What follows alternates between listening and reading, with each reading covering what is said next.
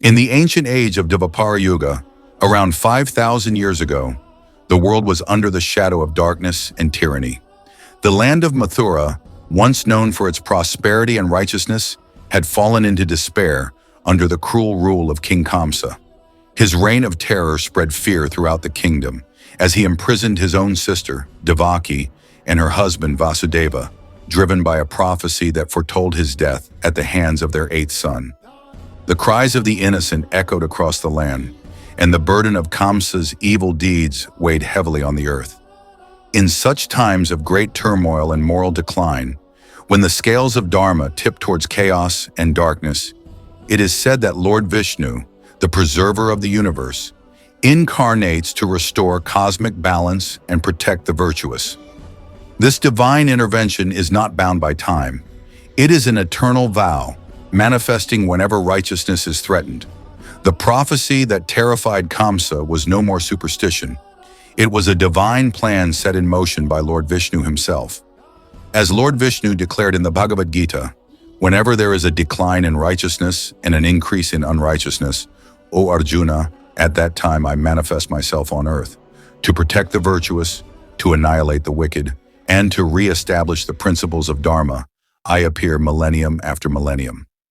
It was under these dire circumstances that Vishnu chose to descend to earth, incarnating as Krishna, the divine child who would grow up to end Kamsa's reign and restore Dharma to the land.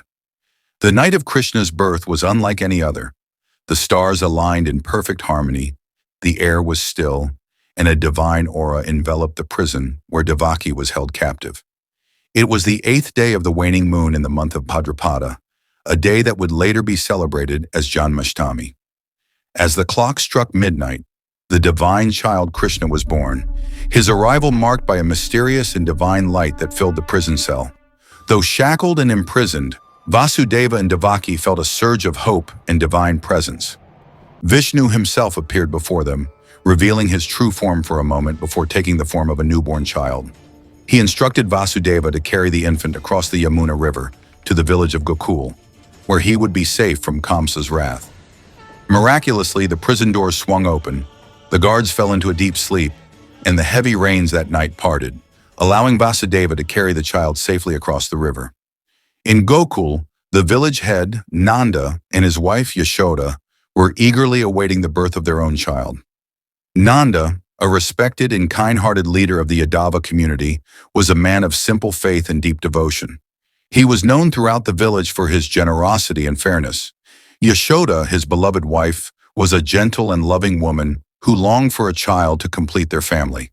Though they were both well into middle age, they had remained childless for many years, and the arrival of a child would be a blessing that they had prayed for fervently. As fate would have it, Yashoda had just given birth to a baby girl when Vasudeva arrived. Without waking her, Vasudeva placed Krishna beside Yashoda and took the baby girl back to Mathura. When Kansa came to the prison to kill the child, believing her to be the prophesied 8th son, the baby girl slipped from his hands and transformed into the goddess Yogmaya, who warned Kansa that the child destined to kill him was still alive and growing strong elsewhere. Krishna's arrival in Gokul was celebrated with immense joy and festivity. Nanda and Yashoda, unaware of his divine nature, adored him as their own son. The entire village of Gokul rejoiced, singing and dancing, unaware that this seemingly ordinary child was destined to change the course of history. Nanda, overjoyed with the arrival of his son, distributed sweets and gifts to everyone in the village, while Yashoda, overwhelmed with love, cradled the baby Krishna in her arms, feeling a deep connection to him that went beyond the bonds of motherhood. As Krishna grew, his divine nature began to manifest in the most miraculous ways. Kamsa, still tormented by the prophecy, sent numerous demons to Gokul to kill Krishna. But each attempt was thwarted by the young boy, who seemed to possess an extraordinary strength and wisdom far beyond his years. The first of these demons was Puthana, a fearsome demoness who disguised herself as a beautiful woman to enter Gokul. She smeared her breast with deadly poison, intending to kill the infant Krishna while pretending to nurse him. However, Krishna, just a baby at the time, saw through her disguise. As Puthana held him to her breast, Krishna sucked not only the milk, but also the very life out of her, leaving her lifeless form sprawled on the ground. The villagers were astonished to find the enormous body of the demoness, realizing that the child they had nurtured was no ordinary boy. Next came Trinavartha, a demon sent by Kamsa in the form of a powerful whirlwind. He swept through Gokul, creating chaos and lifting the infant Krishna high into the air, intending to drop him to his death. But Krishna, now a toddler, became heavier and heavier, forcing Trinavartha to lose control. The demon struggled under the weight until Krishna tightened his grip around Trinavartha's neck, choking him until he fell lifeless to the ground. As Krishna grew older, other demons met similar fates. Bakasura, a demon who took the form of a giant crane, tried to swallow Krishna whole, but Krishna, by now a young child, simply tore Bakasura's beak apart, killing the demon instantly. Then there was Aghasura, who assumed the form of a gigantic serpent, opening his mouth wide to swallow Krishna and his friends. Unperturbed, Krishna entered the demon's mouth and expanded his body, choking Aghasura from within until the demon's body burst open. Even the mighty serpent Kaliya, who had poisoned the waters of the Yamuna, could not withstand Krishna's power. When Krishna was still a young boy, he leaped into the river and danced on Kaliya's many hoods, subduing the serpent and purifying the waters. Despite these constant threats, Krishna's childhood was filled with joy, laughter, and the playful mischief that made him beloved by all. He was known for stealing butter from the homes of the village women, earning him the affectionate name Makanchor, or butter thief. His playful antics, though mischievous, brought smiles to everyone's faces, and his deep love for his friends and family endeared him to all. One of Krishna's most cherished pastimes was playing with his friends and tending to the cows in the lush meadows of Vrindavan. It was here, the beautiful forests and fields, that Krishna performed some of his most enchanting leelas, or divine plays.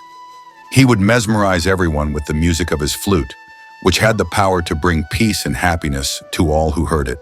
The gopis, the cowherd maidens of Vrindavan, were especially captivated by Krishna's charm and often found themselves drawn to him, leaving behind their daily chores just to catch a glimpse of him. As Krishna grew older, his fame spread far and wide, and his divine purpose became clearer. But these early years, filled with the joy of childhood and the love of his foster parents Nanda and Yashoda, remain some of the most cherished moments in the hearts of those who knew him. Kamsa, growing ever more desperate, continued his efforts to kill Krishna, sending demon after demon to Gokul. But each time, Krishna, with his divine strength and wisdom, vanquished them effortlessly. Whether it was the monstrous Bakasura, the powerful Dhenukasura, or the fearsome Aghasura, none could stand against the divine child. Krishna's childhood was a testament to the triumph, good over evil, of innocence over malice. His playful leelas were not just mere pranks. They were divine acts that symbolized the victory of light over darkness. And as he grew, so did the realization among the people of Gokul that Krishna was no ordinary child, but a divine being sent to restore Dharma. As Janmashtami approaches each year, millions across India and the world celebrate the birth of Krishna with great devotion and joy. Temples are adorned with flowers, homes are lit with lamps, and the air is filled with the melodious chants of devotional songs.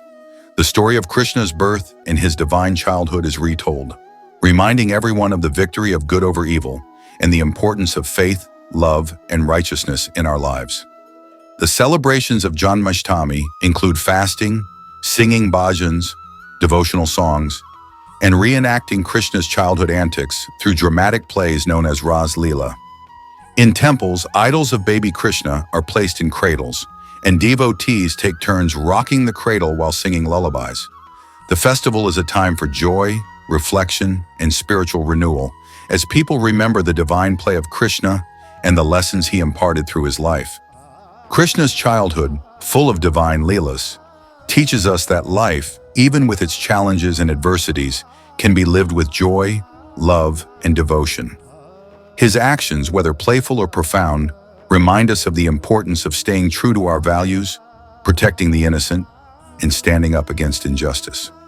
As we celebrate Janmashtami, let us remember Krishna's message of Dharma, love, and compassion. Let us strive to bring a little bit of Krishna's joy and wisdom into our lives, embracing the divine in the everyday, and finding the light even in the darkest of times. Thank you for being part of this enchanting journey through the life and Leelas of Lord Krishna.